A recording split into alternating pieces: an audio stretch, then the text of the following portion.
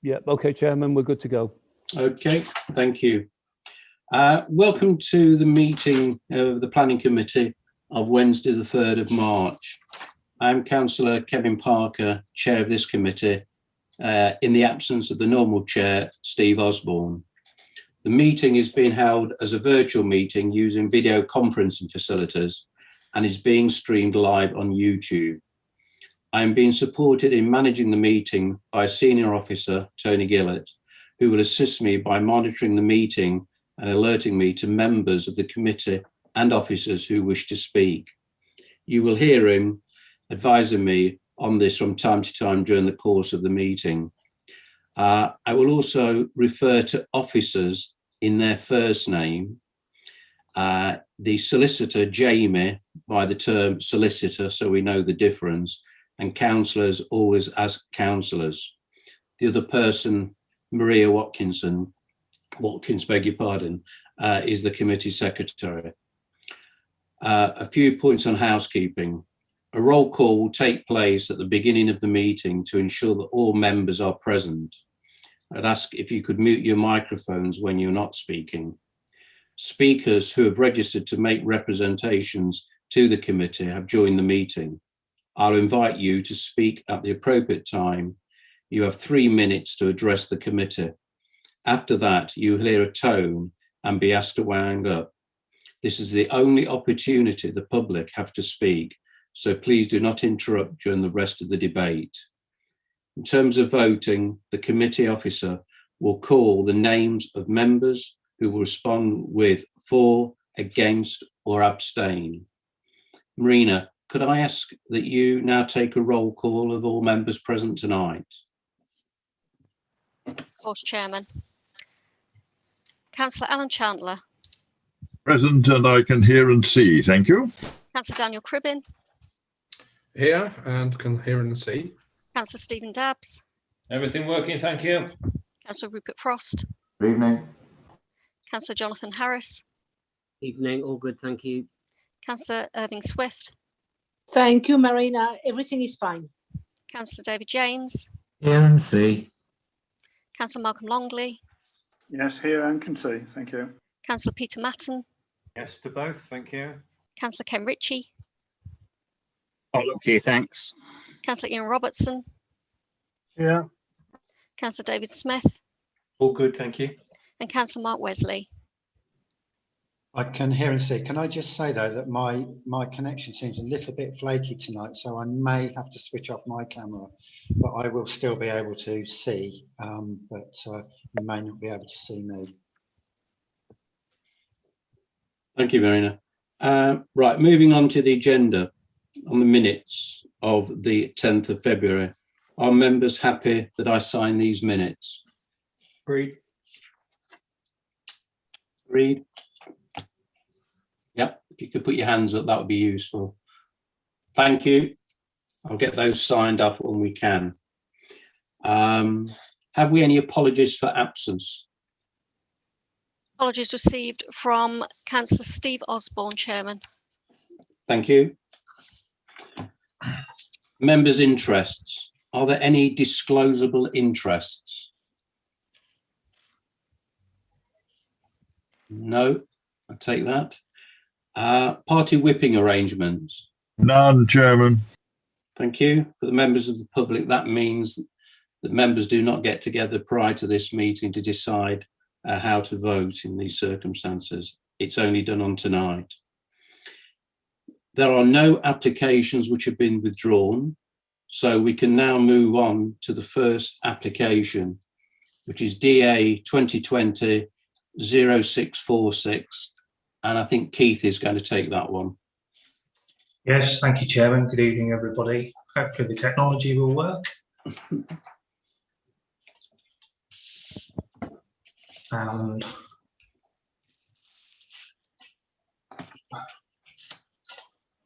hopefully you can see that PowerPoint slide now. Yes. Okay, good. Site lies on the edge of East Farndon, as you see there, set back behind the main street. It's quite a hilly village, East Farndon, and it is quite a kind of main long street village. So that's where it sits. Given what's going to be talked about later, we'll just point out there are some other dwellings that sit similar distance back from the main street. The proposal is to convert an existing garage, which sits back here, that's previously had a first floor extension. So it's got rooms above and a lean-to wooden shed at the back, into a dwelling, and also to add extensions at the same time. So it would eventually look like that, including a basement.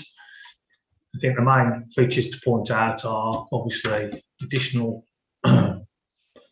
elements of the roof and dormers, and also this main feature, which is a glass wall, which is going to face out towards the open countryside, which is special landscape area all around East Farndon. Should add that as well.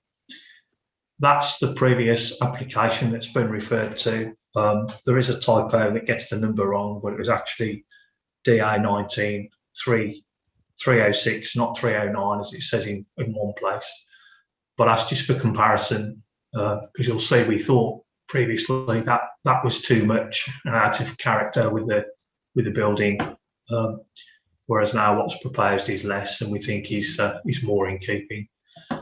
As you'll see there in the cross section, there's a big drop off off the edge of the village as you go out into the countryside. We've got some photos for you. So this is looking from inside the entrance, roughly where this barrier is, looking down towards the building, which is, say, a garage set back with rooms in the roof, and beyond there it falls away to open countryside outside the village.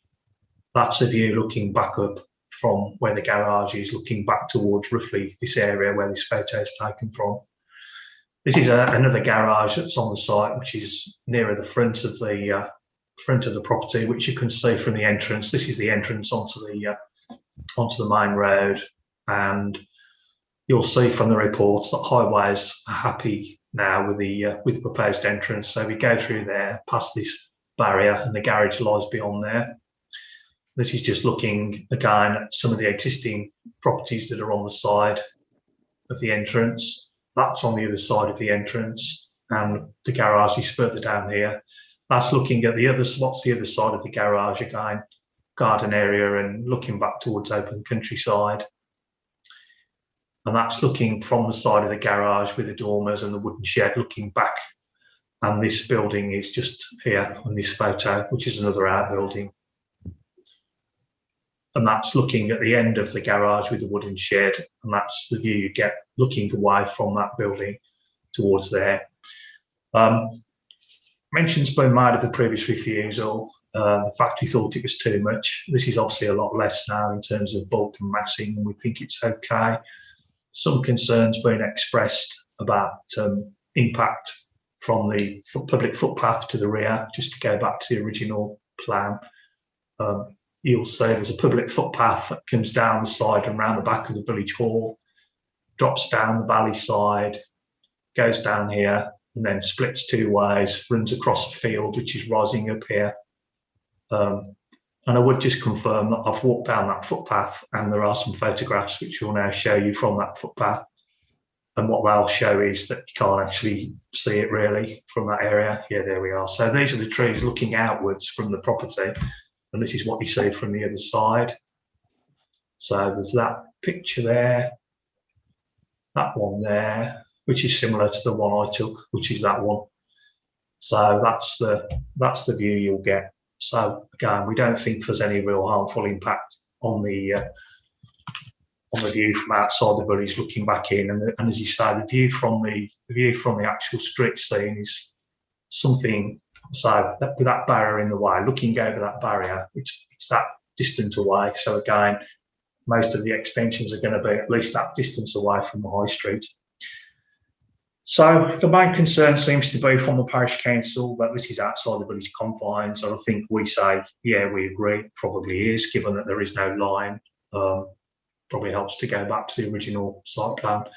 Given that there is no line for East Farndon, we think it probably is outside the village confines, but nevertheless, there are policies that permit reuse of existing buildings and extensions to those existing buildings as RA3 and RA6.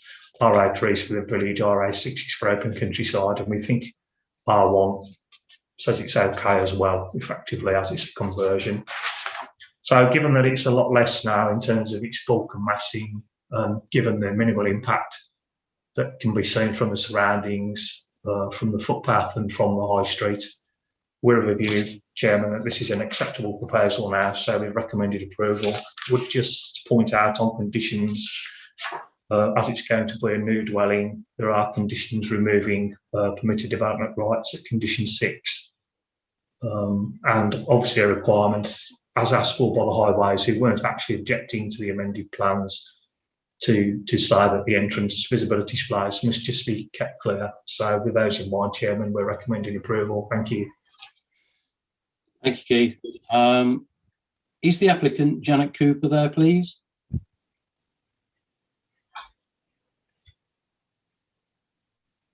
Yes, I'm here. Would you now like to speak? You've got 3 minutes. Yes, thank you. Mr. Chairman and councillors, thank you for taking the time to listen to me today in what is obviously a very busy schedule. My husband and I have been owners of Hillside in East Farndon for over 20 years. In that time, we've brought up our family and renovated the existing property. Our family are now grown up and we wish to move to a smaller lifetime home and are keen to stay in the community we actively support and enjoy. We are also very fortunate that we are able to rely on our family as two live. She's muted herself. She's gone to mute. You've muted yourself. Oh, sorry, I leant on the mouse, sorry. Sorry, this planning application to extend our existing garage supports our aim to have a lifetime home in East Farndon. And, you know, I've been recently diagnosed. I'm willing to bring it into the public domain, but I've got a serious condition that will impact, you know, on my housing needs. So that's become a key driver for us now. We had already incorporated a through-floor lift and a level access bathroom, as we're both in our late 60s and recognise that our mobility will decline with the years.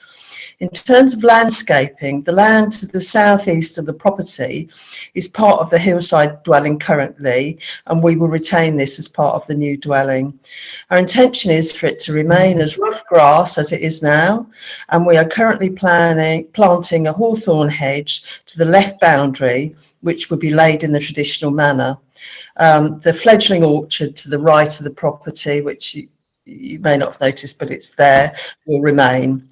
We're pleased to have been able to work closely with the planning officer on this revised plan and adapted the design to substantially reduce the mass and use materials that have been suggested. That's it. Thank you. Thank you. Local member, is that Councillor Irving Swift? Yes, Chairman, it is me. I have looked at the papers and with what our officer said, Mr.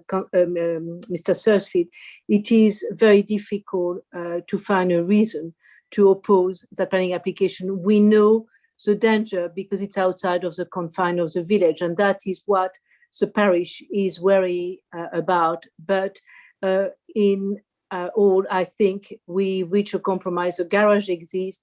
The building is a bit smaller.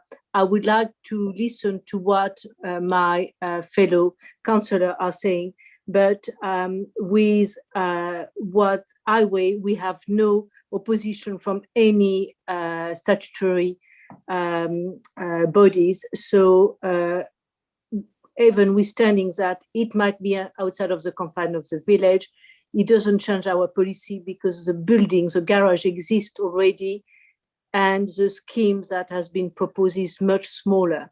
So with that, I will be happy. I think the parish will be reassured that we have taken into account it's outside of the confine of the village, but for the only reason it is a garage and it exists already. So my view is that I I have not a lot more to say, but I would like to hear other councillors. Otherwise, I think it is fine for me. Thank you. Thank you. I've got Tony, Councillor Mark Wesley, which has put his hand up. Yeah, that's correct, Chairman. Thank you, Chair. Yes, I agree with Councillor Irving Swift on this. I don't really see any issues in this planning application at all. I'd like to propose that we go with officer advice. Thank you, Chair. I hope I have a seconder. Is there a seconder for Mark Wesley? It's Chairman, Councillor Chandler indicating. Councillor Chandler, would you like to say anything? Only that I'm happy to second the application for the obvious reason that there's no reason not to. I don't have anything else to add, Chairman. Thank you, Councillor. Councillor Dabbs is wanting to speak, Chairman. Councillor Dabbs, please. Yes, thank you, Chair. Looked at this one carefully, and I looked at the various planning policies and so on. I think from what has been said that there is no doubt that we've got a development outside the village, therefore it does not comply with RA3. So I looked all through this, and it seems to boil down to a couple of questions under RA6, and I'd be interested if the officer could comment on these ones, because it strikes me that if we can't answer yes to these questions, the plan ought to be turned down. And under RA6, I've not got it word for word, but hopefully I've got the gist of it. Is it of an exceptional quality? I can't actually tell from the plans, but I wouldn't have thought it's anything unusual. Does it respect the form and character of existing buildings? So I don't know. To me, these are the key questions. If we cannot answer yes to these, we ought to be turning it down. And if we say no to those, obviously we ought to be refusing it. But I'd be interested in what the officer's got to say on those. Thank you. Keith, would you like to respond? Yeah, I mean, I think in the context of the exceptional quality, then that's obviously the policy that allows for exceptions for houses in terms of new builds, properties, generally speaking, in their traditional settings. The old paragraph 55, I think it's paragraph 79, now houses. So it isn't one of those. But as I think, as we've said, what it is basically is a conversion of an existing building, and there is obviously extensions to it as well. So as you'll see in the report, the officers put there that they think in terms of R1, it does actually comply because it does allow for conversion of existing buildings. And under RA6, it actually says you can have the reuse of redundant, or it isn't redundant, or disused buildings, but I mean, it might be redundant as a garage for all I know, that lead to enhancement to the immediate setting or extensions to existing buildings that respect their form and character. So I think it definitely is extensions to the buildings that respect the form and character, and the actual residential use is acceptable on the basis, as we've said, that the building is already there. And it's not going to be a new building outside the confines of the village as such. It's going to be a conversion, which is allowed for under policy R1.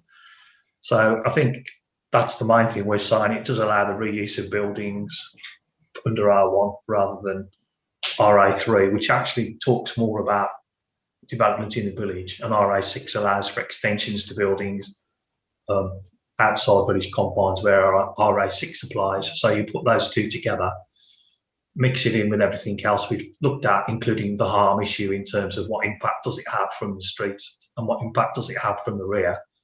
And as I say, I don't think we could justify a refusal in this particular case. Thank you, Chairman. Thank you. Is there anyone else, Tony? Yes, Chairman. Councillor Ritchie. Oh, Councillor Ritchie. Yes, thanks, Chair. I wonder if I could ask, do I take it that the garage that is there at the moment has got an upper floor to it? Yes, it has. Dormer windows? Yes, it has. How do you do the cars up there? Can I ask, how long has the building in that form been on the site? I think the planning permission for the upstairs part was granted in, 2013. It's the one there on the agenda, 2013-0339. Alterations and extensions to existing garage to create a first floor extension or first floor. Can I just upon that asking, when permission was given for an upstairs, it's unusual in garages. What was the rationale at the time? Why was there an argument for having an upper floor on a garage? To be fair, I don't think it was unusual to have a floor over a garage. A lot of these rural properties with large detached garages have rooms above the garage, which are used for ancillary domestic purposes, which is what the case was here. Can't remember exactly now what it was described at, but it was ancillary kind of accommodation in terms of a hobby room or whatever it might be above the garage.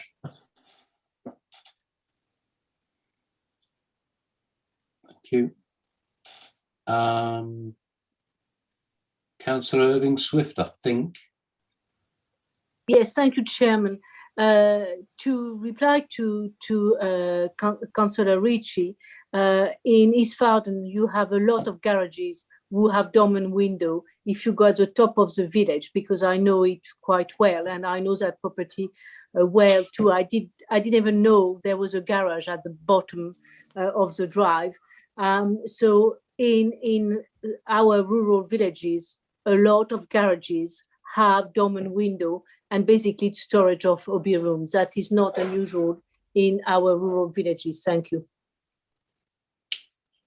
I can't see anybody else who wishes to speak. It's been proposed and second, so I would ask Marina to go to the vote, please.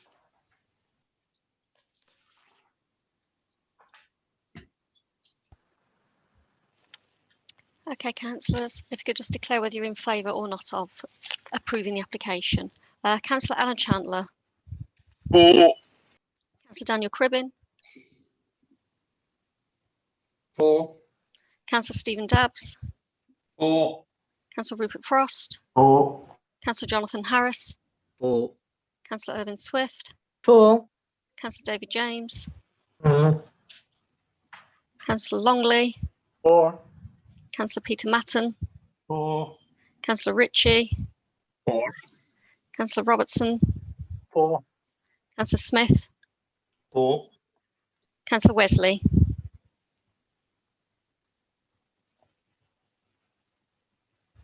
Councillor Wesley. Has he dropped out of the meeting? No, he's muted, but he's given a thumbs up. Okay, that's unanimous, Chair. Thank you. That application has been approved. Now moving on to DA 0735 at Welton, and that's for Chung, please. Just bear with me a moment, Chairman. I just need to get to the slideshow.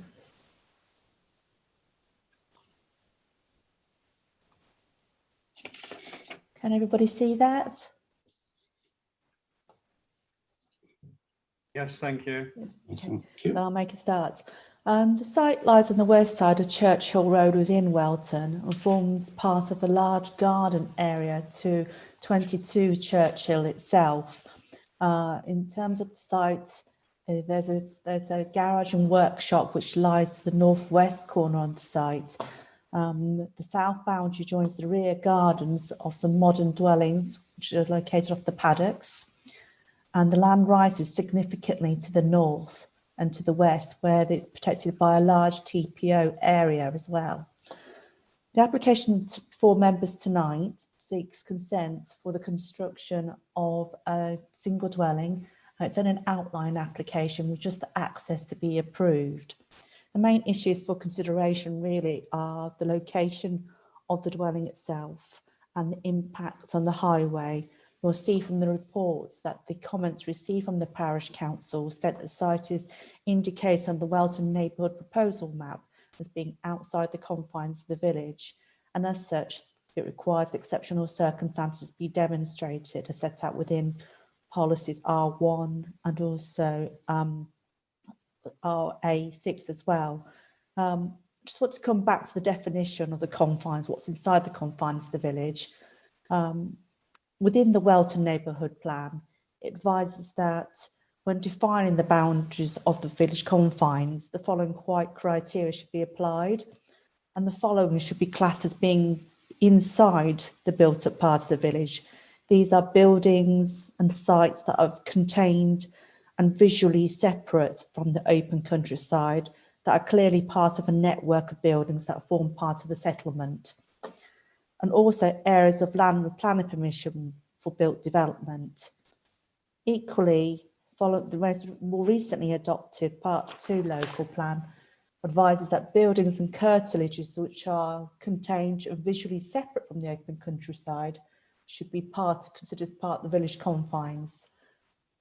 In officers' view, this site is very much contained. These are views from the access point into the site. I'm not quite sure why this one's not coming up. Oh, it's just a little slow. And this is the host building. This is actually the site next door. And whilst it's not been indicated on the plans, the site itself is subject to an extant planning consent for the construction of 3 dwellings. This is the existing north boundary, and you can see this is where the area TPO is. The land rises quite significantly and is well contained. This is also the south boundary, and again, it's visually well contained. Again, this is a further along into north boundary. This is the existing host property, looking east towards the actual main highway. This is the workshop, and you can see here that the trees are a much higher level. The ground level here on the northwest boundary is much higher. You can see that the position of the trees is almost as high as the garage workshop on this location. And it's looking back towards the existing houses, towards the paddocks to the south. So in officer's opinion, the site is very visually and physically contained and could not be read as part of the wider open countryside. So in that particular matter, officers disagree with the parish council that whilst it is drawn to be outside the village confines, visually it is within the village confines itself. Going on to the second concern, which is raised by the parish council, this actually relates to the proposed access. And you can see from the report that the local highway authority don't object to the application. They have acknowledged that the actual visibility to the south is substandard, but the visibility to the north of the application sites can be achieved. This is existing access arrangements, and you can see that why the county highways officer has concluded that whilst it doesn't meet the standards, what they do consider this is a better arrangement than currently exists. So with regard to those particular matters, officers consider the proposal to be acceptable and are recommending the application be approved, Chairman. Thank you very much. Thank you, Jen. There's no one speaking on it. I don't think we've got a local member. So I'll open that up to other members on the committee if they wish to speak. Councillor Robertson indicating, Chairman. Thank you. Councillor Robertson? You're muted, Councillor Robertson. Thank you. I couldn't find the mouse. Yes, thank you. Did I hear, really a question, did I hear Chung say that there was already an existing planning in place for 3 other dwellings? Yes, that's correct. That's immediate to the north of the application site. If you, Chairman, doesn't mind, I'll share the screen again so that I can indicate to you exactly where it is.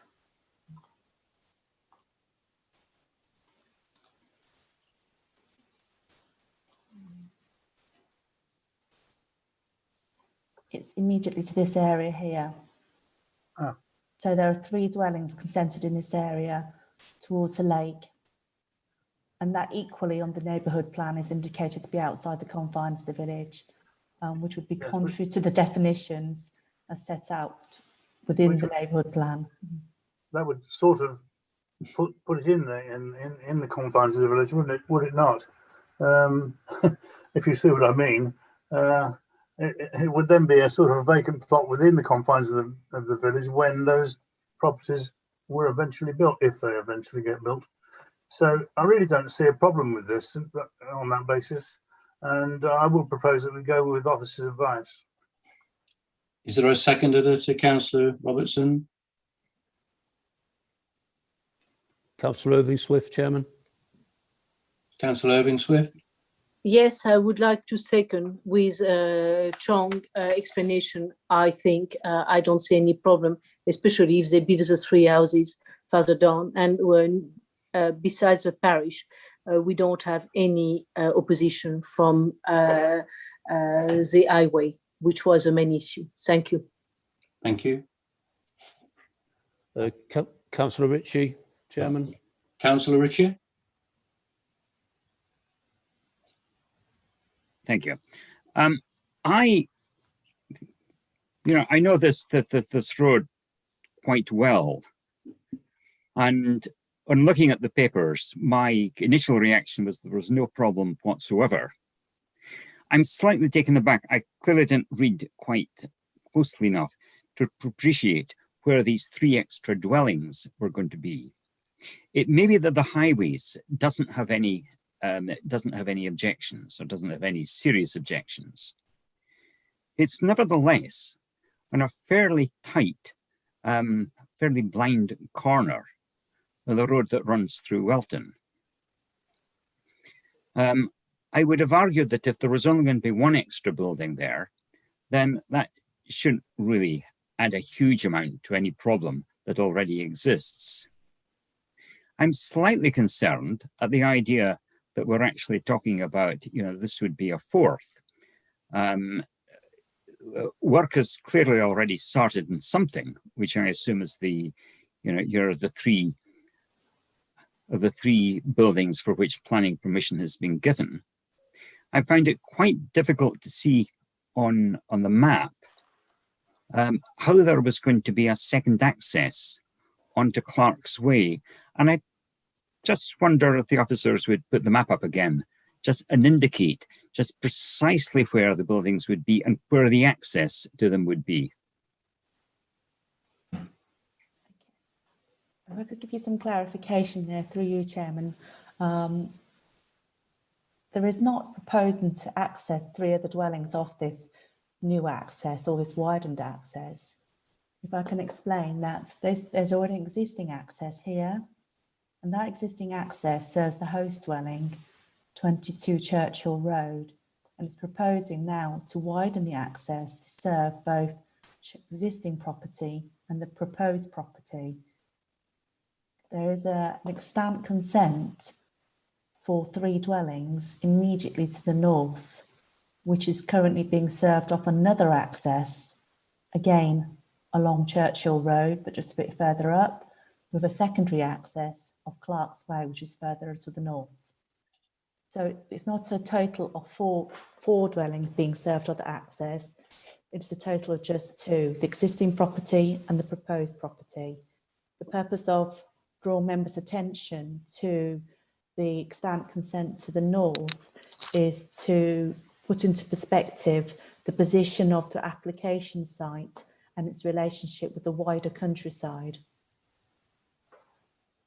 Yes, I'm not that concerned in this case about the relationship with the rest of the countryside, because there are very few places from which you could actually see it, on that bend with the vegetation that's there. What I'm interested in, if the access that you had on your slides, where you could see, and I know it because I've been around there recently, a fairly large chunk of wall has been removed, and there is work that is ongoing. What is the work being done on?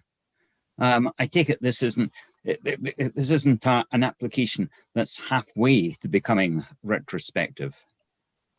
The pictures you see here of the adjacent site to the north of the extant consent, this is the access which is proposed for the adjacent site. You can see here that the point of drawing attention to it is to draw your eyes to the fact that the site area, which is south of here, is within the confines. I said it's not, the proposed application is not to serve these extra 3 dwellings. This is an extant consent which is under construction. It's just to draw members' attention to how the confines is defined within the neighbourhood plan. Thank you. Thank you. Is there anyone else, Tony, who wishes to speak? Councillor Harris, Chairman. Councillor Harris, please. Thank you, Chair. Just a really quick point of clarification, probably by Chung, if I may, Chair. You mentioned TPOs, Chung, on trees. Are they for all of the trees? Are they all protected, or what's the situation in regards to that? Because it does look like a very attractive wooded area, and it would be a shame to lose it. All the trees are protected, and in relation to the neighbouring site, Michael and myself have been out there several times to ensure that the trees which were identified to have works carried out on them the works have been carried out in accordance with the consent that was granted, and to ensure that any new trees which have come up are also monitored and effectively put onto the register so that Michael was aware of any new trees which are there as well.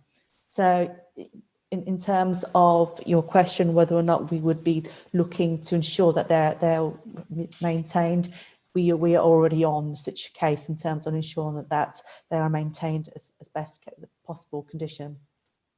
Thank you. I can't see anyone else, Tony, can you? No, none of us indicated, Chairman. Thank you. So it's been proposed by Councillor Robertson and seconded by Councillor Irving Swift. So I'd be grateful if Marina could go to the vote, please. Councillor Alan Chandler. For. Councillor Cribbin. For. Councillor Dabbs. For. Councillor Frost. For. Councillor Harris. For. Councillor Irving Swift. For. Councillor James. For. Councillor Longley. For. Councillor Matton. For. Councillor Ritchie. For. Councillor Robertson. For. Councillor Smith. For. Councillor Wesley. For. Unanimous, Chair. Thank you. Now move on to DA 2020-0966. And I believe that's Keith who's going to take us through that.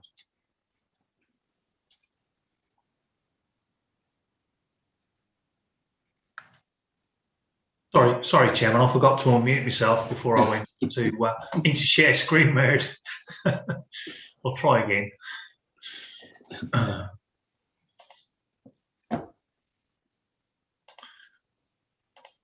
There we are.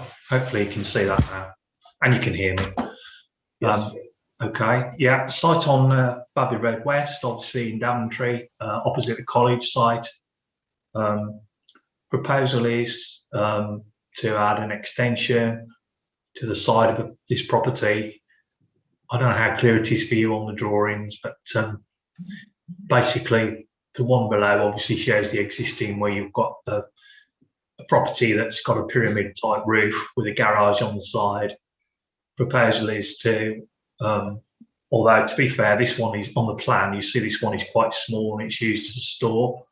So the proposal is to build an extension over the front part and to build a single story across the back, and then probably the one that that's most noticeable is to change the roof from a pyramid type hipped roof into one with gable end to allow accommodation in the roof, including a large box dormer on the back. Having looked at the design, we think it's okay. I'll say the box dormer's on the back, and there are PD rights to do rear dormers anyway. And I think the important thing to point out, because it's on because of the concerns of the town council about is it going to cause on-street parking, they're proposing, as I say, to actually have a garage as part of the proposal, albeit a bit narrower than what's there now, because this has got to be a supporting wall, obviously, with an extension going up over it. But it is more than 2 metres wide across the entrance, and it is longer than what's there now. And also, if you consider detail there, they're proposing to park 3 cars on the front and take out the hedge which is there now. So we just let you have a look at that. Yeah, you can see on this photo that there is a big rear box dormer on this property anyway, which is this one here. And that's also, although it's a pair of semis that had a hipped roof like many of the properties in the road there, it's also got a gable end on it now. So in that sense, the precedent's really been set for allowing gable ends and big box dormers. So in terms of the comments about the parking, I don't personally agree that it's overdevelopment in terms of creating on-street parking, given the comments of the Highway Authority, who basically say, well, normally you'd only need 3 parking spaces, and they don't really think it's an issue for 5 bedroom dwelling, which this will become. You only need 3 parking spaces, and they've obviously got a garage as extra space as well. So on the basis that highways aren't concerned, and we're happy with the design, given the context, we've recommended approval. Thank you, Chairman. Thank you, Keith. Got a speaker. Is Councillor Randall with us? Yes, I am, Chair. I'll have to leave my video off though, because my signal is so poor. So it just improves my signal if I keep the video off. Obviously, I'm here this evening to speak on behalf of the Town Council. And we reviewed this application, and we did again feel that it still was overdevelopment of the site. And as the officer has pointed out, the garage is larger, but it is also narrower. When those houses were first built, cars were a lot smaller. And as we know now, a lot of houses are built with garages that the cars don't fit into. And, it will become, a much bigger bedroomed house, which will generally lead to more cars. So there may be space for 2 now, and it will become 3, but that may, what happens if it's 4 or 5? That's where our concerns. Also, we did feel it was overdevelopment of the site. And the officer did point out that there is one further up the road, but then we're always taught that we judge each application individually. And, so they were the thoughts that we did feel, that it was overdevelopment, even though that garage, it will be made narrower, even though it's longer. So chances are that a car won't fit in it, unless it's a very small car. So it just goes for storage, and I think that's what they use it for now anyway. So that was our thoughts, overdevelopment of the site. And, we've got real concerns that it's going to push some of that parking out onto the street, which, there have been a few bad accidents along that road in the past. So they were our concerns, Chairman. So thank you. Thank you. I think the local member is Councillor Dabbs. That's right, Chair. It is me. Good. I don't really have any issues with this. I drove past there this morning just to take one final look, because I do know the area quite well. Not surprising since it's on my patch. It's interesting because I've never focused on the houses before. This number 35 is actually quite a bit smaller, as you may recall from the photographs we've seen in the presentation. And yes, it will be made bigger by this, if this planning application is approved. But I don't think it would be out of place when you compare it to the other houses. And a lot of them are semi-detached, but there are a variety of houses down the road. And I think if we're looking at the street scene, essentially, there isn't really a uniform street scene down this road that would be ruined by this development. I thought it was quite interesting when the officer showed us the picture of 2 doors down where they have a massive dormer, which you absolutely can't see from the road. And I suspect that it will be exactly the same case with this development. So yes, I think it's quite large, but the garden is obviously huge as well. The houses at the back, which come off Christchurch Drive, certainly won't be very close to this development. So I don't really have much of an issue. The one concern that I would want to make sure that we have is that the parking, I think, is an important aspect. And I can see that there are plans to have the pavement lowered to allow access on and off from 3 parking spaces, so the cars wouldn't get in the way of each other. And it mentions in the conditions that plan CRP L019, which I looked at, it shows the 3 parking spaces. I just want to confirm with the officer that if we have that plan adopted as part of this application, that would be good enough to ensure that the curb will be dropped where suggested and access will be allowed for those 3 cars to get on and get off the site individually. And if that's the case, I really don't have too many issues with this application. Thank you, Chair. Keith, could you comment on Councillor Dabb's question? Yeah, basically, yeah. I mean, there's a general principle in planning anyway that you're getting plan permission for what's on the approved plans.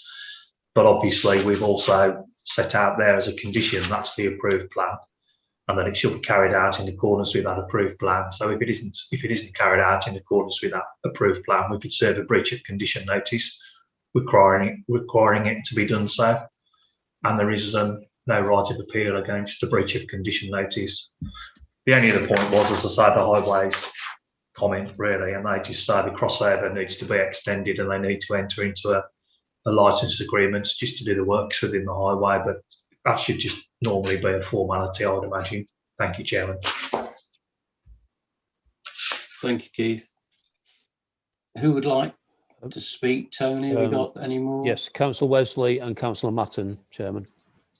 Okay, in that order then. Councillor Wesley, please. Thank you, Chair. Yeah, I don't see a lot wrong with this application either. I do know it well. I used to think we stood virtually behind it on Stephen Hill. Yeah, I mean, I think we should go along with officer's advice, and I'll propose that we do. Thank you. Nothing more to say. I see a hand up by, I think it's Peter Matton. Does that mean you wish to second it, Councillor Matton?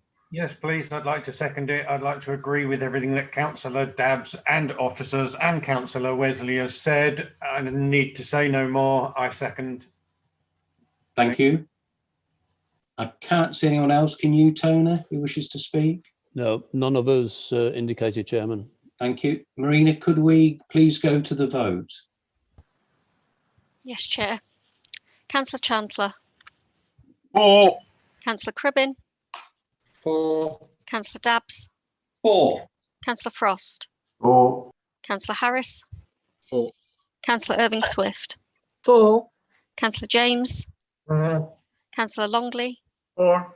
Councillor Matton. For. Councillor Ritchie. For. Councillor Robertson. For. Councillor Smith. For. Councillor Wesley.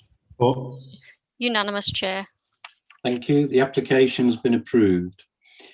Moving now on to DA 2020-1038. Chung, I think that's over to you. Thank you, Chairman.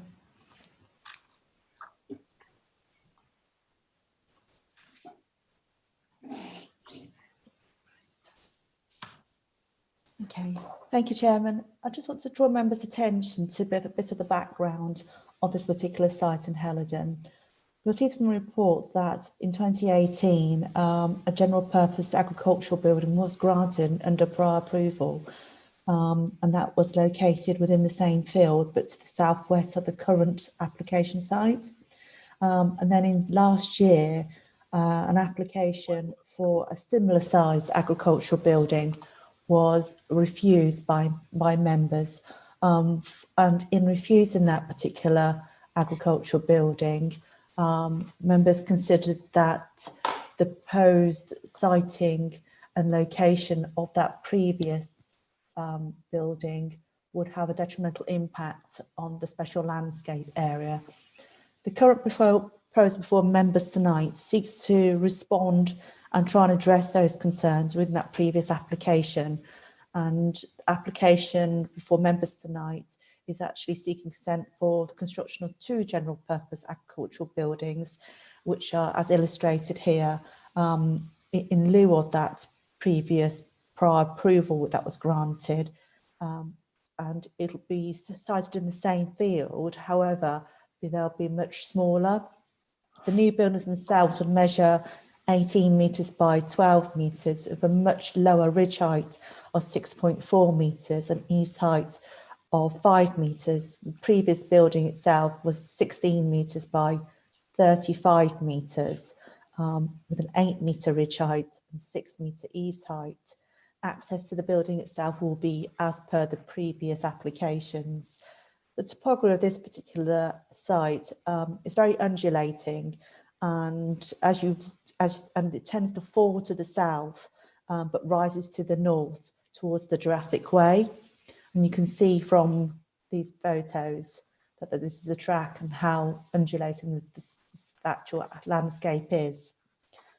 Now you'll see from the report that Helidon Parish Council has conceded that the reduction in the size of the development by 2 smaller buildings does address their concerns, and whilst they have requested that a further mitigation be provided to soften the impact of the buildings, they haven't raised any objections to the proposal. Catesby Parish Council have maintained their objections to the proposal on this site, but again request mature planting if the council is minded to approve the application. In response to those comments by both the parish councils, the applicant has amended the submitted landscaping planting scheme which was submitted, and after much discussions with our council's landscaping officer, they've now submitted a very detailed landscaping scheme which will without doubt mitigate the visual impact of the buildings in the medium to long term.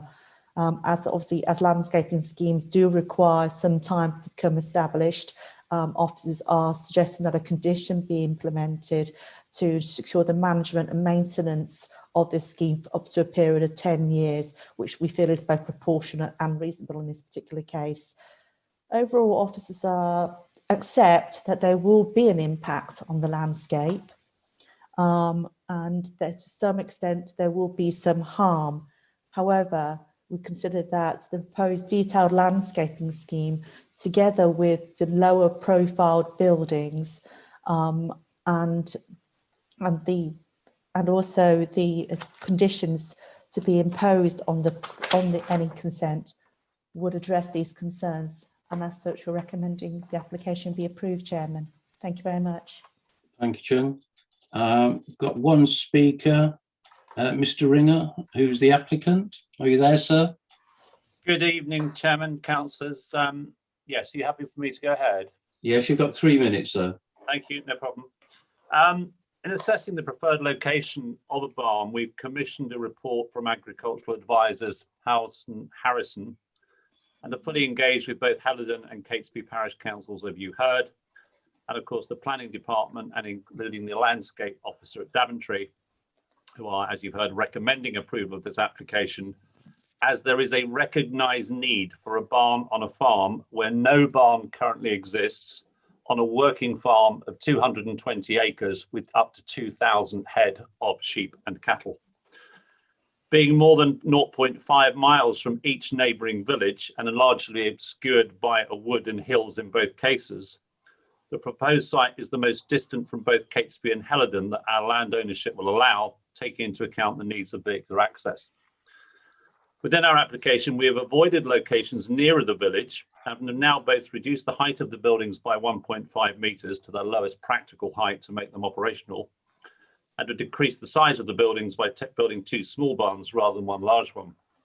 We have also increased the density of planting, as you have heard.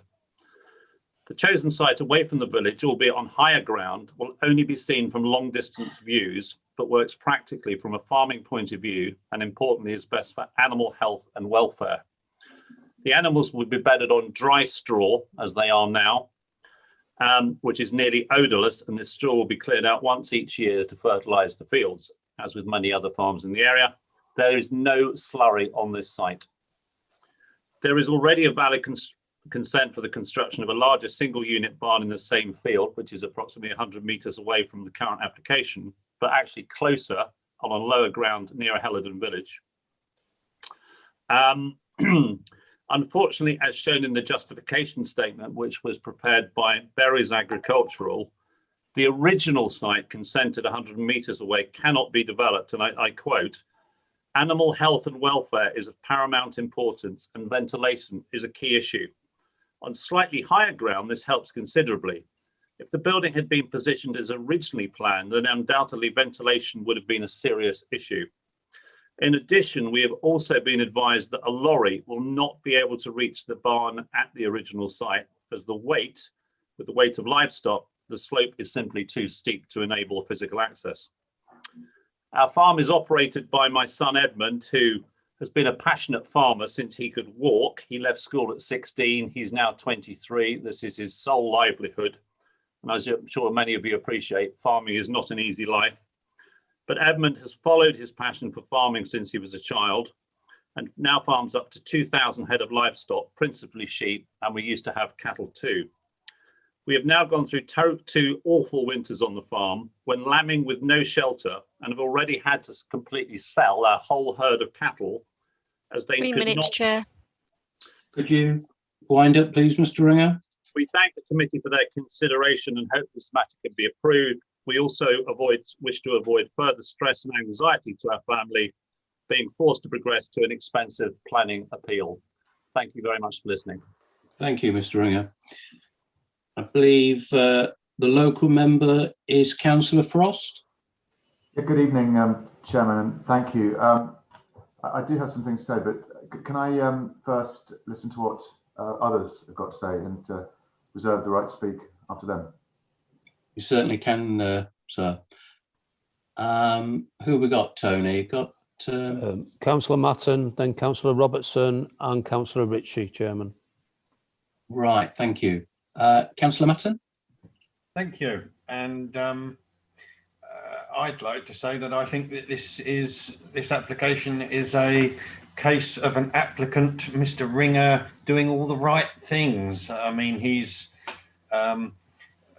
changed the application to take on board everything that was said at the previous application, which was refused. He's been in contact with both Catesby and Helidon and taken on board the things that they've said, and officers as well, and has now increased the amount of landscaping. I think we should be supporting the farming industry around our area. That's very important. And I think we should be approving this application, and therefore I propose that we do that. Do you have a seconder, please? Chairman, Councillor Irving Swift. Councillor Irving Swift, do you wish to second? Yes, nothing to add, thank you. Thank you. So that's the seconder. Right. Other members is Councillor Robertson.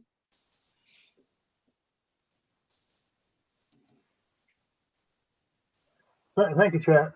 I simply would like to ask from officers, what's the basis for this application? Basically, I can't see why an agricultural building of this size requires planning consent.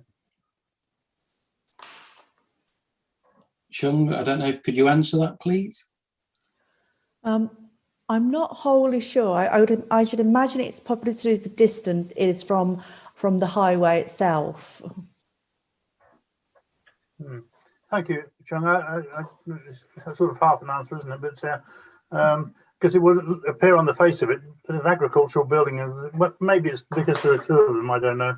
but usually agricultural buildings of this sort of size don't require planning. They do if they're a certain distance from the public highway, but equally this one is for the livestock. There needs to be, most buildings under prior approval needs to be 400 metres from any protected building. You'll see from the report that Long Furlong is situated 200 metres from the application site. Thank you. That answers the question. Thank you. Councillor Richard, please. Thank you, Chair. The original application was for one building on top of a hill. We've now got an application for two buildings on top of a hill. I'm quite surprised. It's claimed that the previous application that was approved for having a building down at a lower level simply doesn't work. It's not suitable for reasons of animal welfare.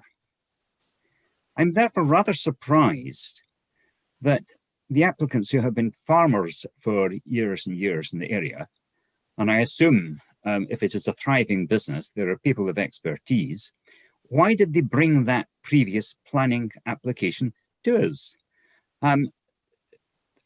Animal welfare must have been an issue then as much as it is now.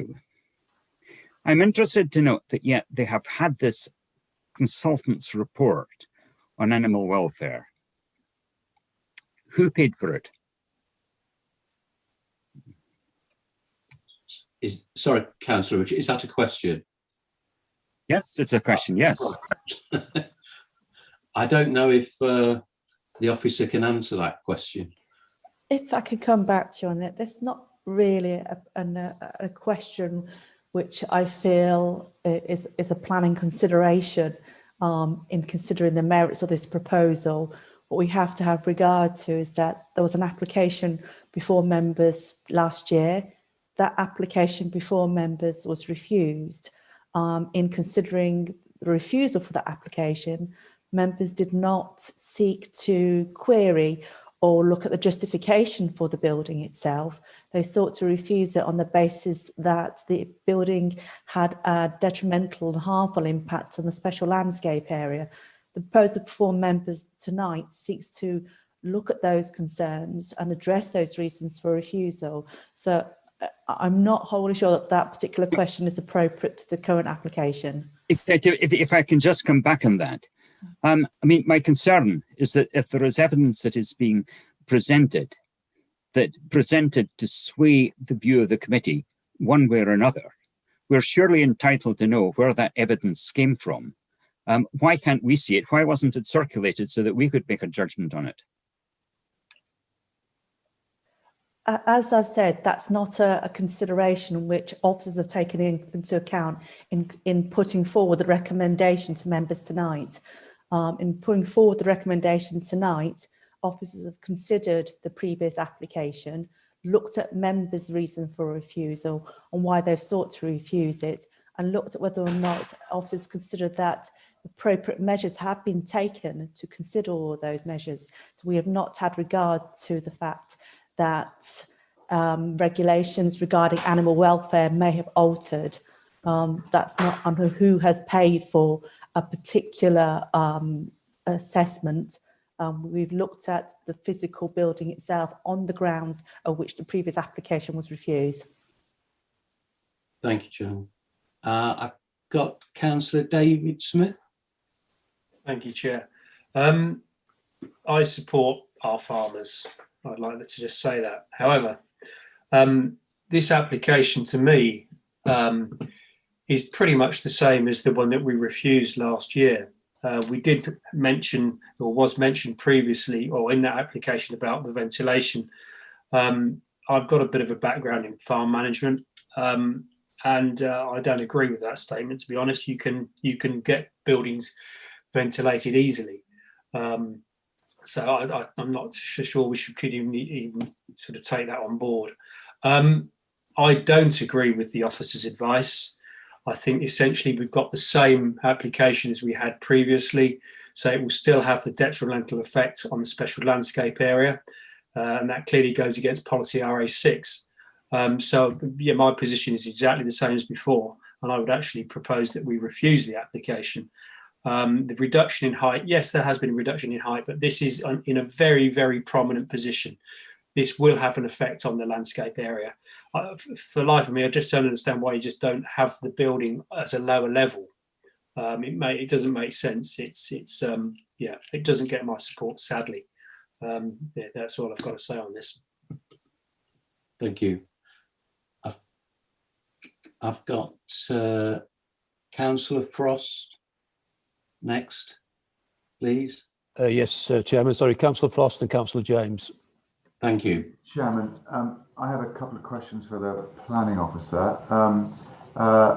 It might seem like a really minor point, but the on page 38 in Catesby Parish Council parish meeting submission, is there a word missing? It says these properties are approximately something east. Is there a number supposed to be in there, like a distance east? Is question. I don't mind if everyone wants to chip in. And another question with regards to the design and location of agricultural buildings guidance document, says that particular care must be taken to the siting of buildings located in a special landscape area, conservation area, or adjacent to or within the curtilage of a listed building. Along the sort of, if you like, typo lines, in the same submission, it refers to it being within 200 metres of 4 houses. 4 houses. Do they mean 4 listed houses? Because according to the British Listed Buildings Register, it is within about 200 metres of 4 listed buildings, namely Clare Cottage, Bank House, Farmhouse, Hillside Cottage, and the Grange. And I'm trying to understand why, if we're trying to not put these things near listed buildings, why this one is so close to 4 grade 2 listed buildings. Can I stop at that point and ask planning officer, Chairman? Okay. On the first matter, I'm not wholly sure which paragraph you're referring to, Councillor Frost, with regards to a distance missing on. Yeah, so page 38, and it is under Catesby Parish Meetings submission. It says these properties are approximately east of the proposed site. Surely there should be a number in there. You can't be approximately east of something. You're either east or you're not.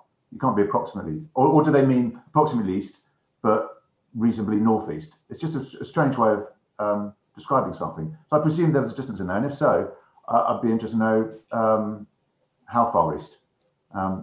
If I can help, they're approximately 3/4 of a mile from the listed buildings.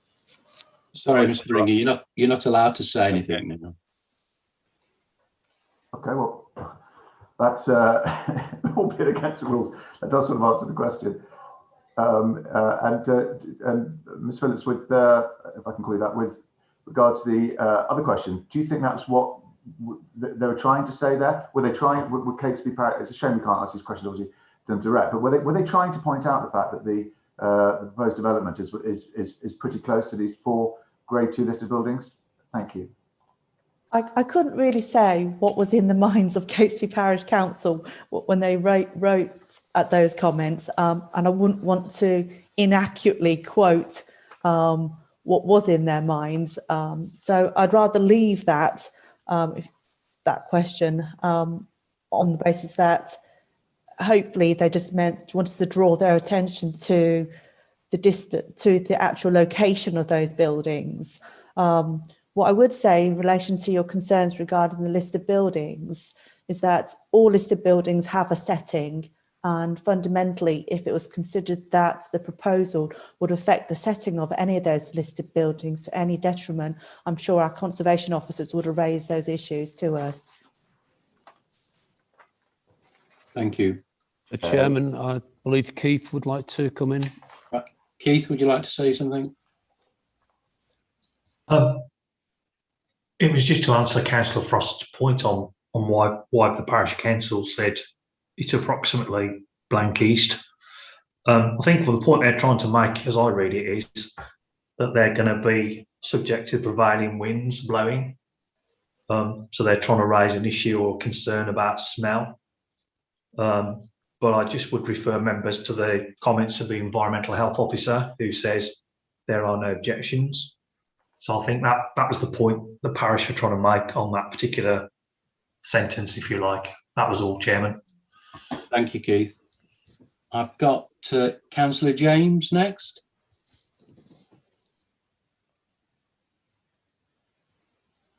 Thank you, Chairman. I've been listening to tonight's debate and we seem to be going round and round in circles. I'm one of those members that voted for the previous application to be approved. Since then, a revised application has come in complete with a landscaping scheme, which is an even better proposition last time than the last application as far as the naysayers were concerned. I honestly thought that this evening that this would go through in about 5 minutes on the nod, because it is a very, very straightforward application for an agricultural building whose proper situation is in the countryside itself. Instead, we hear all this about views and listed buildings. Goodness me, you want to see what's next to a Grade 1 listed building in one of the villages where I live. You know, and as for smells, I defy anybody to perceive of the smells from that sort of distance. It really is a straightforward application, and subject to whatever the proposal was before, I'm quite prepared to put my name down as proposing that we go with officers' advice on this one. Thank you, Councillor James. Right, I can't see anyone else, Tony, who wishes to speak, if I'm correct. Nobody else indicating, Chairman. Thank you. So, Marina, could we please therefore go to the vote? Sorry, Chairman, can I just a point of order? Haven't we got a proposal to refuse the application by Councillor Smith? Thank you. Chairman, perhaps if I can come in there, the initial proposal was to approve the application, which was seconded. So you need to deal with that first. If that's defeated, then you could go to the second or seek a second proposal. Can I propose a very, very small amendment? Am I allowed to do that? Can we hear the amendment, please? Well, sorry, it's Peter Matton and Cecile Irving-Swift who are the proposer and the seconder. Chairman, I think Councillor Frost can propose an amendment. It's up to the proposer and seconder as to whether they wish to accept that amendment. I assure you they're small. Okay. I would have said yes because you're the local member, Councillor Frost. Thank you. I assure you they'll be small. The ones are in the report. It explains that the silo is really just a temporary measure to deal with the what happened when it was reviewed last time. On that basis, on the basis that it won't be needed if this goes through, it's very high. It's about 5 meters high, I understand. Can we just make that a condition that temporary structure, which I appreciate doesn't need planning permission, but that, as the name suggests, it is temporary and that it really does go. And the other very, very minor amendment I'm asking for is that in the conditions, it says that there's a landscaping plan. Can we just put something in there to ensure that the visual impact really is mitigated, and that we don't have a situation where the buildings go up and small saplings or whatever are put down, and therefore the adequate screening isn't provided for many years after the building goes up. I hope you find those things reasonable. Thank you. Is that something reasonable, first of all, to the planning officer? Can we do that? I think we can't really put a condition on regarding the removal of a structure which doesn't need planning consent. However, obviously, in the informatives, we can draw attention to the fact, it was considered to be a temporary structure which was no longer be necessary in improving this proposal, if that's what members choose to do. In terms of the proposed landscaping, I do feel that condition 4 within the actual report is robust. It requires that the landscaping scheme which is submitted is actually implemented before the building is even first put into use, and then goes on to say that if any of the shrubs or any of the planting dies within a period of 10 years, or anything is uprooted or removed, it must be replaced. And then there's a management scheme for that period of 10 years, which I think is, whilst quite substantial in terms of some application, would be proportionate in this application. So the proposer is Councillor Matton. Chairman, so sorry to interrupt. Just before you take it to the proposer, I think the council solicitor wants to say a few things. Right, okay. Over to you, solicitor. Thank you, Chairman. To be honest, my points have just been raised or covered by the planning officer, to be honest, that it's unreasonable to put one on against a structure that doesn't require planning permission, and that condition 4 covers those issues that were raised. Right. I notice that Councillor Ritchie has still got his hand up. Thank you, Chair. I just wanted a little bit of clarification. The planning officer referred to condition 4, and I had looked at condition 4. But I think the point that was made, that you might plant trees and look after them for 10 years, and it take more than 10 years until they get to a reasonable size. Did I see somewhere in the body of the report the word mature trees or something that was used? Can we not in the condition actually state the age or the height of the trees that are planted, so that we know that within a reasonably short number of years we will have tree cover around the buildings? I don't think we can, but I'd ask the officer just to confirm that. Chairman, I think the solicitor wants to speak. Thank you. Sorry, again, it's one of these things that falls either into legal or the officer. But I have to say, there is obviously, in regard to that, the landscaping plan has been submitted, it's been assessed and been deemed appropriate. So I fail to see what else can be done in terms of the process of submitting a landscaping scheme that is then assessed, deemed acceptable. And as you say, I mean, the implementation of it has to come in, and then there's a 10-year safeguarding of that condition, which would then just need to be monitored. But Chair, we're being told that it's been deemed to be acceptable, but it has never been put before this committee. It's on the planning. If you look at the planning application, Councillor Ritchie, it is on there. It's true. It's in the public domain, Councillor Ritchie. Councillor Matton, do you wish to speak again? No, you don't. You take your hand down. Chairman, if I may, you've got the amendment that was offered by Councillor Frost, but you've heard from the officers and the solicitor that it's not required. I think you just need to go back to Councillor Frost and see if he's accepting of that position. Yeah. Councillor Frost, do you accept the position that the officers have stated? Yeah, I very reluctantly, thank you. Yeah. Right. In that case, Councillor, you've got Councillor Wesley indicating he wants to speak. Councillor Wesley.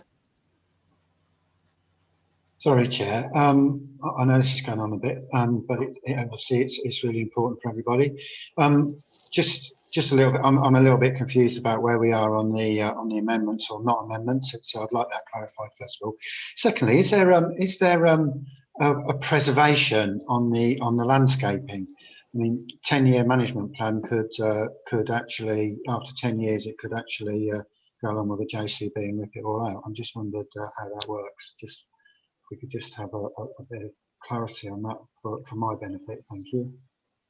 Chairman, if I can just come back first on the amendment point. My understanding is Councillor Frost has withdrawn the amendment. So that in a sense has been dealt with. I don't know if an officer wants to come back on the question around the landscaping. I'm happy to, Chair, if it's easier. It's obviously in relation to the facts that any condition has to meet tests. One of those tests is reasonableness. And in light of a lot of planting schemes, it is deemed reasonable that a 10-year period is sufficient to protect that position on the basis that if it's been there 10 years, there is a general understanding that it would remain. I have to say, I think it's the balance between, if for argument's sake, there was a very hard critical line that required it in perpetuity, that can be justified in specific positions, but some of it is that balance between what's reasonable as to a condition in relation to the nature of the development. Thank you. Can I raise a point of order, please? Yes, Councillor Ritchie. I've been sitting thinking over the previous contribution that our legal advisor made, and I am not at all happy with it. The fact that there's a landscaping scheme that is on the website, the website is part of the papers attached to this application, is very different from saying that there is a scheme that is to the satisfaction of this council, and I'm concerned that that's a sort of slight slip into a situation where the decisions are taken by officers rather than by this committee. Thank you. I think we note that. I think Councillor Richard, if you don't mind. I've still got Councillor Smith and Councillor Frost. Is that right, Tony? Yes, Chairman. Right. I think then everyone's had their say, and I think we should then go to the vote. But anyway, Councillor David Smith, please. Thank you, Chair. So thank you for the clarification from our solicitor. I think based on that, and this is in a special landscape area, and clearly the landscaping is very, very important. So I would ask whether, I mean, I could change my mind if we could have in perpetuity with regard to the planting, because the prominence of these buildings and their position in the landscape. I think, on this occasion, I think it would satisfy the tests. If it was down in a valley, I think it clearly wouldn't. So would the proposer and seconder consider an amendment to the conditions in relation to the planting so it's in perpetuity? Thank you. Thank you. Can I ask a quick question, Chairman? Yes, certainly, Councillor. I've just got, following the legal advice, I've just had a quick look at the plans. I just wanted to make sure I'm looking at the right thing. The guidance on the landscaping that I'm seeing here, it says that they must be no less than 600 millimetres, which 60 centimetres, isn't it? 60 centimetres, is that really what we all regard as reasonable? Is that really going to provide adequate screening? 60 centimetre high trees? Thank you. I think that's already been addressed, hasn't it? Not unless the officer can say something else, or the solicitor. I'd like to hear from the thank you. I think Keith's about to speak. That'd be brilliant. Thank you. It is on the basis that when one looks at planning applications, it is a reasonable approach to be taken, which is why that in planting schemes, there's often a requirement that is a fairly small plant to plant, but it's on the basis that it will grow and develop, which is why the condition has elements with it. If they die, etc., they have to be replaced. So there's not an expectation of it being a very expensive aspect to put in, because everyone will appreciate the smaller the plant, the better value you will have, perhaps. But there is an acceptance that plants do take time to grow and be bedded in, is my understanding of this approach in relation to having a minimum to make sure that there is a stronger possibility of them surviving and growing. But that's what the concept is, that you're not putting in a full hedge, a full 12-foot tree. It's on the basis that in time it will grow and achieve the outcome desired. Thank you. Does that answer your question now, Councillor Frost? All right. I mean, I just surely, I mean, we can't all kid ourselves that that adequate screening is going to be provided anytime soon. Maybe in, I don't know, 7, 8, 9 years' time, perhaps. But in the meantime, the people nearby are going to be confronted with something that's rather incongruous in the area. But thank you. I've spoken a lot this evening, and thank you. Thank you. Sorry, Chairman, did you just want me to come back on that other point? In relation to perpetuity on conditions, how the planning officers will have assessed that is against the tests, and it is on the basis that it's, I would suggest that it's probably reasonable in all other respects. And it is a fairly standard condition to have it for a limited time period, but I do appreciate it is a matter for the councillors if they perceive that that is required, unless the officers have any other comments.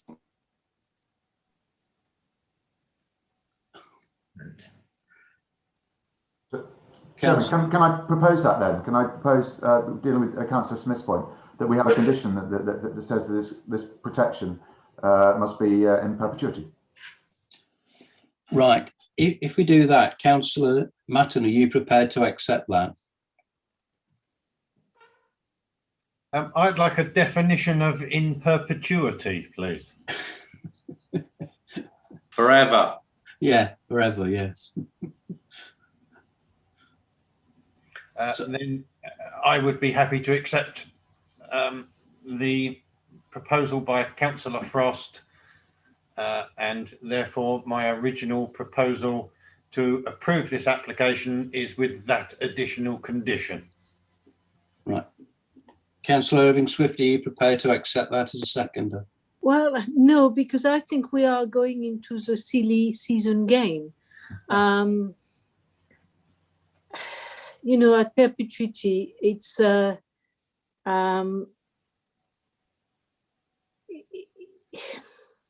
I just, you trust the applicant to put the hedge or not, and at perpetuity, it's really nothing is at perpetuity. You know, in 25 years we will not be there anymore. So 35 years for me, maybe for 35 years or maybe more. But I think with what our solicitor said, that was clear enough. And if we will have deemed, you know, we don't give the scheme at perpetuity in no other planning application. So I think we are in a dangerous game here. So I cannot support that amendment. Thank you. Right, thank you. Chairman, can I second it? Sorry? Can I second Councillor Matton's proposal? Well, I'm just going to check now that from the legal side, or Tony, if Councillor Irving-Swift withdraws it, do we then just ask again for someone to propose and second with that in perpetuity condition attached? Is that what we do? Chairman, we've got a proposal for an amendment which we would need to deal with first as before the substantive proposal. Right. So we need to get, sorry. Given that the original proposal and seconder haven't agreed, I'm just looking towards the solicitor to see if I've got that position correct. Sorry, Tony. So your understanding is that the original proposition still stands, do you mean, or do you mean that we need to deal with the... We need to deal with the amendment first because the original proposal won't incorporate the amendment as such. So in effect, the original proposal has fallen because amendment has been suggested to it. No, the original proposal still stands. That was rightly proposed and seconded. Yes. We've since had an amendment proposed. The proposer of the original proposal was invited to incorporate that. He has said he would, but his seconder has said not. So that can't move forward. So we've got an amendment that has been proposed. If we get a seconder for that amendment, then we can consider that and then move to the original proposal? Yes. Sorry, I think I confused myself there from what you said. So in effect, the amended proposal has been put forward, but needs a seconder for it to carry forward. Yes. Yes. To clarify, Chairman, I'm happy to second it. Right, so we've got Councillor Matton who is proposing it and Councillor Frost who is seconding it with that amendment. Are we all clear on that? Right, excellent. In that case, have we got the amendment written down? That second, we know what we're talking about. Yeah, Chairman, could I be so bold as to speak again? Yes. And just ask that rather than in perpetuity, it is for the duration while the permission is in existence. Right. It's a slight tweak, but you know what our solicitors are like. Chairman, can I just jump in here and just make a suggestion? Certainly. Because I have concerns about perpetuity as well. I was told by a wise old planning solicitor once, never ever put that in a planning condition. It's a recipe for disaster. Yeah, I mean, I think the point here is you want to screen the buildings, don't we? So are we going to just tack something on the end that says, and shall be retained as long as the buildings are there, sort of thing? And we'd have to work on the correct wording, but presumably that's the principle we're trying to get support for here, or members are trying to get support for. And I think that's what the solicitor was trying to say as well. Yeah, Was saying. Yeah. But So, I think we should just pretty well leave the condition as it is and put something on the end to the effect of and shall be retired as long as the buildings are, light or whatever. Yeah. Right. Are we happy, Councillor Matton and Councillor Frost, with that? Yes? Yes, I am. Right. In that case, can we now, please, Marina, go to the vote?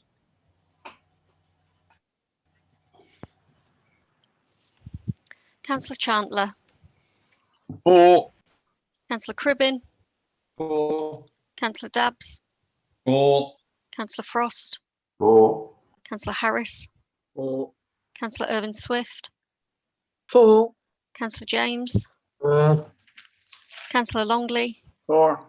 Councillor Matton, For. Councillor Ritchie, Abstain. Councillor Robertson, For. Councillor Smith, For. Councillor Wesley. For. 12 in favour and 1 abstention, Chair. Thank you. The application therefore has been approved with that amendment. Thank you. We now move on to, where will we move on to? DA 2020-1109, which I believe Chung is going to take us through. Thank you, Chairman. Just going to share my screen.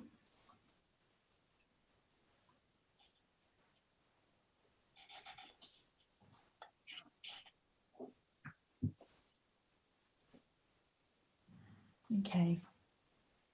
This application site actually lies in the centre of Daventry Town Centre and looks out onto the main Bowen Square area.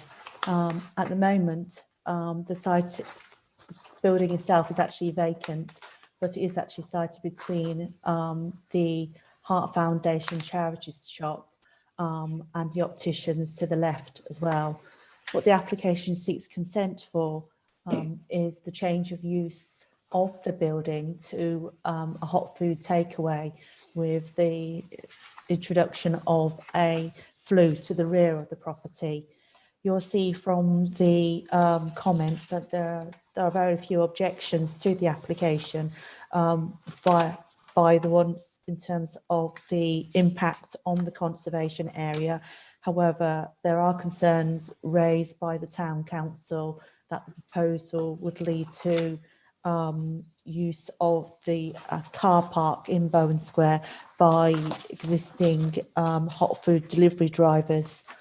And as such, the application is before members tonight, although officers consider the proposed use itself would be an appropriate use within the town centre and wouldn't have any detrimental impact on the conservation areas. Thank you, Chairman.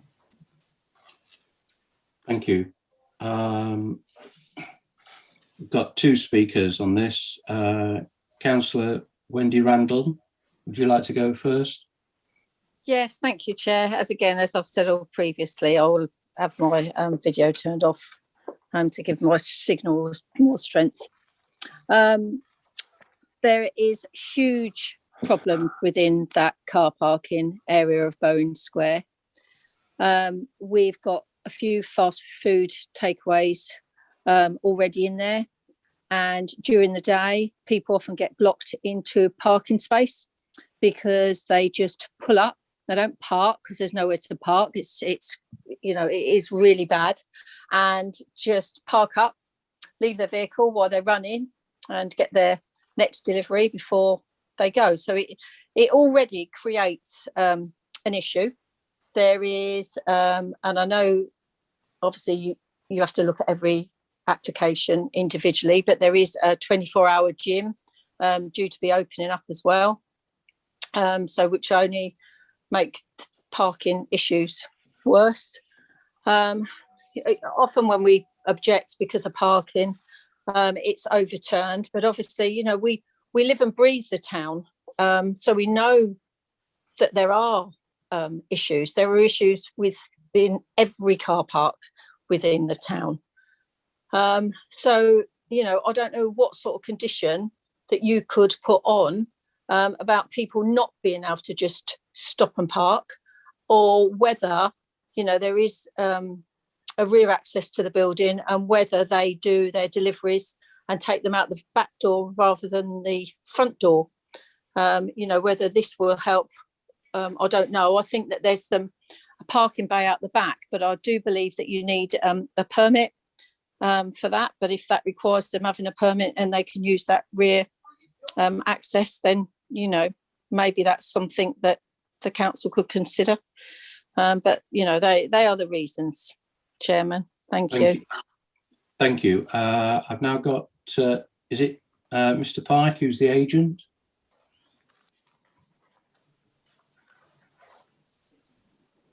Yes, hello, can you hear me? Yes, Mr. Pike, you've got 3 minutes. Thank you. Thank you for allowing me to address you this evening. The application is in full accordance with policy at national and local level. Whilst the Town Council objects to the proposal, claiming it will lead to parking problems, it is notable that no objections were received from the local highway authority. Accordingly, the application has been recommended for approval. By making use of a property in the town centre which is vacant, close to several car parks, including 3 allocated parking spaces, there'll be no conflict with any retail policies. Policy EC1 is supportive of the loss of shops in primary shopping frontage, so long as its criteria is satisfied. This will be achieved because the takeaway will retain an active frontage. It will open at 11 AM, so will generate activity during both day and evening and create linked trips. Thus, it will sustain and enhance the vitality and viability of the area. Furthermore, the property is neighboured by shops on either side, so will avoid an over-concentration of A1 uses. Overall, the principle of the development is in accordance with policies S1, S2, SP1 and EC1. Regarding highways, data from Papa John's outlets suggests the takeaway will generate low traffic. On average, 60 to 70% of orders will be for home delivery. Consequently, there is little need for customer parking. However, where customers choose to park to collect orders, there are approximately 90 spaces in the car park at the front. Further spaces exist at the nearby Tesco superstore. Additionally, the applicant will use scooters for outgoing deliveries and will provide 3 car parking spaces at the rear of HSBC. Significantly, the Highway Authority points out that the site is in a sustainable location in terms of access and parking, and suggests there will be no existing traffic or road safety related problems. Accordingly, the proposal will be in accordance with JCS policy C2. Your officers have concluded it will not create any highway safety or parking problems. In terms of ventilation and extraction equipment at the rear, this reflects the fact that there is paraphernalia already in existence in the area. Whilst the flue would represent a new addition, any harm it causes to the setting of the Grade 2 listed United Reformed Church and Conservation Area is offset by the plants that already exists on this side of the building, the projecting gable of number 8 that extends further to the west than the rest of the building, and the vertical lighting column. Accordingly, Takeaway will not cause substantial harm to the setting of either the church or the conservation area. The proposal will therefore be in accordance with policies ENV7 and ENV10. Your officers have concluded there will be no harm. The proposal will also provide jobs, improve the visual appearance of the property, and avoid obstructions in the pavement because the applicant will use the shared bins for the parade. We therefore respectfully request that the Planning Committee approves the application. Thank you. Thank you, sir. The local member, I believe, is Councillor Wesley. Thank you, Chair. Yeah, I have to say I don't agree with the Town Council's reasons for objection on this at all. We can't really. This is a planning committee. We cannot legislate for bad parking by possible delivery drivers at any point in time. And at the end of the day, this is on a car park, and people are quite entitled to drive up and park their cars. If they do so inconveniently, that's the same as anyone that's going to Waitrose or any other shop, and that does happen as well because I've seen it myself. So. That's for other authorities to sort out in terms of this situation. It's an empty unit. It's in a commercial place, so commercial activity is going to take place. So, what about the conservation area? I think I agree with what the agent has just said. I have to say that I would like to propose we go with opposite advice on this, and I hope I've got a second. Thank you. Is there a seconder to Councillor? Sorry, to that motion, please. Councillor James, Chairman. Councillor James, would you like to say anything now? Yes, I will. I thought Mr. Pike said it all really, that this is a vacant shop. It'll make good use of this vacant shop. It'll improve the footfall in that area. It's not in a conservation area, and it doesn't have any adverse effect on the conservation area. It's perfectly reasonable, would be very, very difficult to oppose this application. So, I'm pleased to second the proposition that we go with officers' advice and approve the application. Thank you. Thank you, Councillor James. I'm looking at two speakers, Tony. Yes, Chairman. Councillor Ritchie, then Councillor Dabbs. Right. Councillor Ritchie, please. Thank you, Chair. I'm not yet convinced on this application. One of the great things about lockdown is that sometimes now I'm able to park in Bounds Square. In previous years, trying to get in and out of Bounds Square, different in the evening, of course, but during the day, if you were getting hot food, it could be stone cold by the time that you get out of the car park, by the queues of people just waiting for somebody else to come out and make a space. It would be totally unsuitable, I believe, for, at least during normal shopping hours, for having this place operating as a takeaway service that people would drive to buy a car. Another slight concern, lockdown hopefully will be long over before this business would start to operate. But what about the vision? What is going to be in our vision? I don't know. Some of you might, about what happens in Bounds Square. I gather that there's a strong push for saying that Bounds Square ought to be pedestrianised, or if there is parking, it should only be parking for disabled people. It would seem perverse if at the same time as we're putting together a vision saying that, you shall have no unnecessary traffic in Bounds Square, to be saying, let's have a hot food takeaway that people will drive to. I just find that that's, doing two things at once. I just don't see that as a way forward. I'm not particularly worried about the flue at the back, because frankly, at the back of that building, it would be very difficult to make it much worse looking than it actually is. It looks like the back of industrial premises, and I don't actually worry about having a bigger and more prominent flue there. But the front, I just find it very, very difficult to see how a takeaway would actually work there. I see, yeah, there are people might buy pizzas in it in another shop. But the parking there is so exceptionally difficult. And how would we be placed if we offered somebody permission to start a takeaway business, and a week later turn around and say, well, actually, we're going to pedestrianize Bourne Square? Thank you, Councillor Rusher. Councillor Dabbs. Yes, thank you, Chair. Parking is always a problem, but I'm not sure I'm that concerned about it if the majority of the business is actually in the evening. And I think it's a bit rich to say, oh, you can't have your takeaway there when there's 3 takeaways in the vicinity. You've got Subway, you've got Domino's, and you've got Pizza Hut on the same back street, Foundry Place.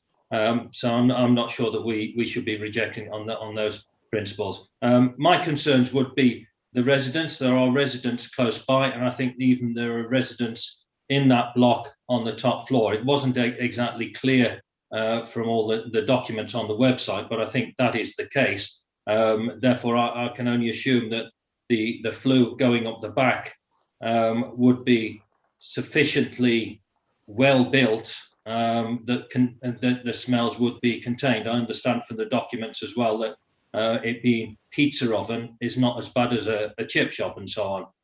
I suppose I have to rely on the expertise of the people who have written that. So I think, yes, if there is a potential of smell, that wouldn't be good. But as it was mentioned in our report, environmental health can do something about that. Although I don't like this idea that if a problem comes up, we can deal with it rather than find the problem before you get it and deal with it. But I don't think that should be too much of an issue. I do have concerns about the bins. Now, it was just mentioned by the applicant or the applicant's agent that bins would be shared. Now, my understanding from all the documents on the website that there would be a couple of quite large bins that they would just stuck out really on the pavement at the rear of the property. I would like that clarifying, please. I did notice during the officer's report when it looked over towards the corner where the pizza operation is, Pizza Hut, there were a couple of bins there, literally, I suppose, outside the back of what will be the gym. My concern is having bins outside. It is an access road. It's not a back alley or anything like that. People can be going out and about around that. Is there a potential for damage? People playing with the bins, if you like. What smells will emanate from these bins since they're outside? Again, we've got residents. Will they be affected? Perhaps the officers could just clarify where those bins would be. And my final point is there was a comment by one of the residents about the plant room and claiming that it was not a plant room.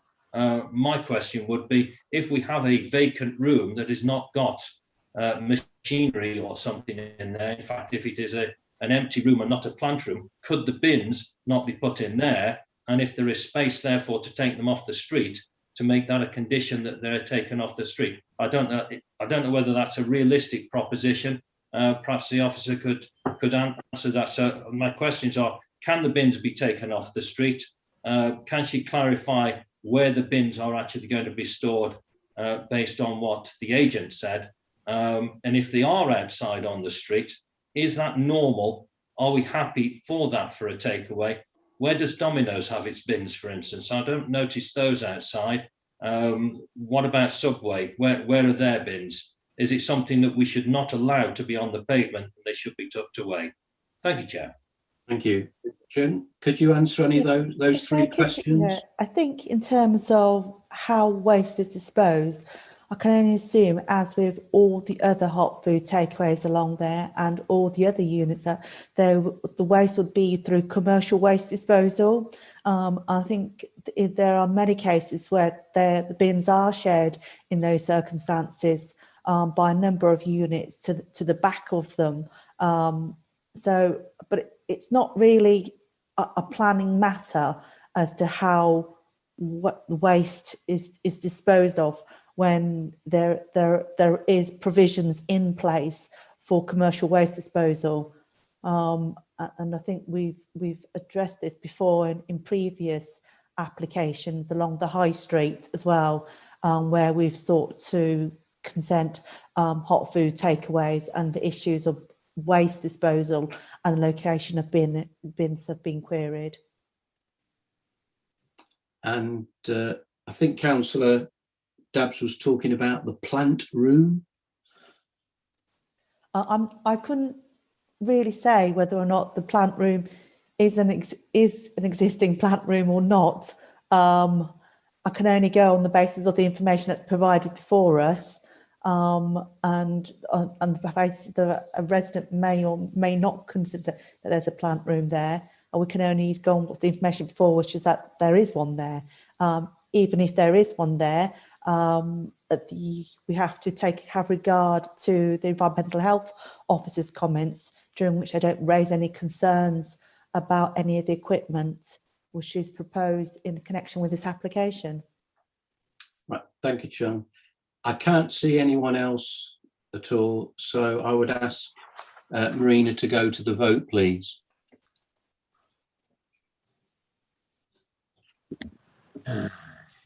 Councillor Chandler. For. Councillor Cribbin. For. Councillor Dabbs. Abstain. Councillor Frost. For. Councillor Harris. For. Councillor Urban Swift. For. Councillor James. For. Councillor Longley. For. Councillor Matton. For. Councillor Ritchie. Abstain. Councillor Robertson. For. Councillor Smith. For. Councillor Wesley. For. 11 in favour, 2 abstentions, Chair. Thank you. The application therefore has been approved. Now I'll go on to the last one for the evening, which is DA 2021-0020. And I would ask Chung to take us through that, please.